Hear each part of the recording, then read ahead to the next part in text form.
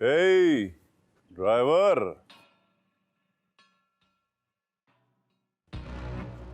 क्या बना मेरे काम का?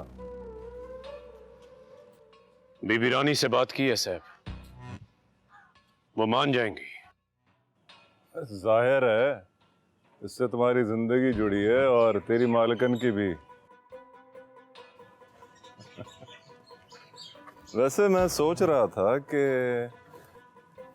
क्यों ना ऐसा हो कि तुम अपनी मालकन को कत्ल कर दो। देख, सारे मसले खत्म हो जाएंगे, क्योंकि तुम अब तक उसे सब कुछ बता चुके होगे और वो कागज वगैरह छुपा चुकी होगी। साहब, मैं बीबी के लिए मर सकता हूं, मार सकता हूं, पर इस गुनाह के बारे में कभी सोच भी नहीं सकता। अरे यार, मैं तुझे बाहर सेट कर दूंगा, तेरे वजन के बराबर तुझे पैसे दूंगा। काश काश आपने मुझे उसी वक्त मार दिया होता। ताकि तू जिंदा ही ना होता ये काम करने के लिए।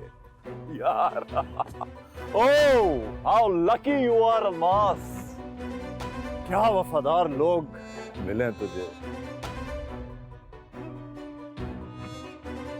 ओह my love, I envy you so much. सोच लो, देख लो,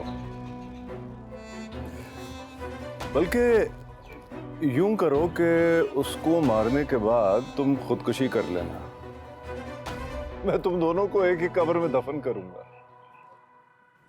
समझ रहा है? क्योंकि मेरे जीते जी इस जिंदगी में तुम दोनों का मिलाप इम्पॉसिबल, बिल्कुल नहीं हो सकता। सोच लो, ये गोल्डन चांस फिर दोबारा नहीं मिलेगा। हाँ? अच्छा चल, सही है, अभी नहीं, टाइम लेके मुझे बता देना, तुम्हारे पास वक्त कम है, समझा? मुझे प्रॉपर्टीज के पेपर ला दे, वरना हमें खुद डिसाइड करना होगा तेरी मालिकन की date of death.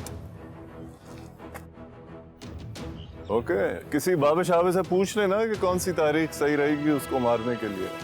Get it? क्या है ये? तो यार ये घर सही तरह साफ किया कर, सही है? फिर पॉलिश भी करना। सोच ले।